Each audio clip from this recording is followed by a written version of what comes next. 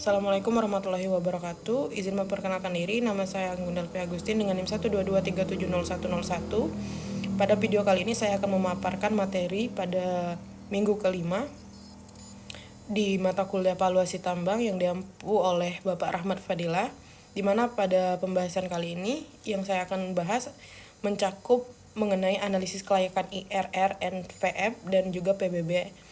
Analisis kelayakan merupakan proses evaluasi terhadap suatu proyek investasi untuk menentukan apakah proyek tersebut layak untuk dilaksanakan ataupun tidak.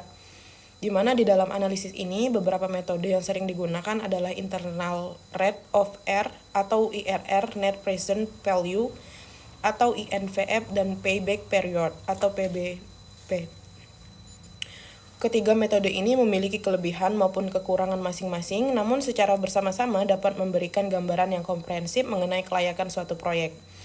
Yang pertama yaitu internal rate of return atau IRR adalah singkatan diskon yang membuat nilai sekarang bersih atau INVF dari suatu proyek menjadi nol. Dengan kata lain, IRR adalah tingkat pengembalian internal yang diharapkan dari suatu investasi.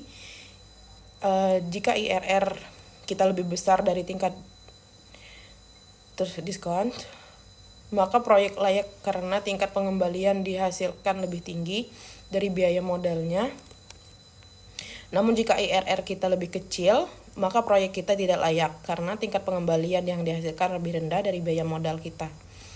Kelebihan dari metode ini sendiri, yang pertama itu adalah mudah untuk dipahami karena dinyatakan dalam bentuk persentase mempertimbangkan waktu dari nilai uang sendiri. Kekurangannya itu asumsi aliran kas masuk terjadi pada akhir periode untuk proyek dengan aliran kas yang tidak konvensional atau ke positif dan negatif secara bergantian. Mungkin terdapat beberapa nilai dari IRR-nya. Dan yang kedua itu yaitu net present value atau INPF adalah selisih antara nilai sekarang dari arus kas masuk bersih dengan nilai sekarang dari nilai investasi awal.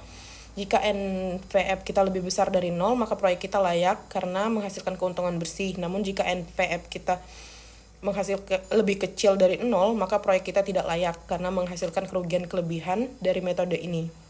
Yaitu mempertimbangkan waktu nilai uang menunjukkan nilai tambah yang dihasilkan oleh suatu proyek. Yang ketiga yaitu payback period atau PBP, di mana waktu yang dibutuhkan untuk mengembalikan investasi awal. Jika semakin cepat payback period kita, maka semakin cepat investasi dapat kembali.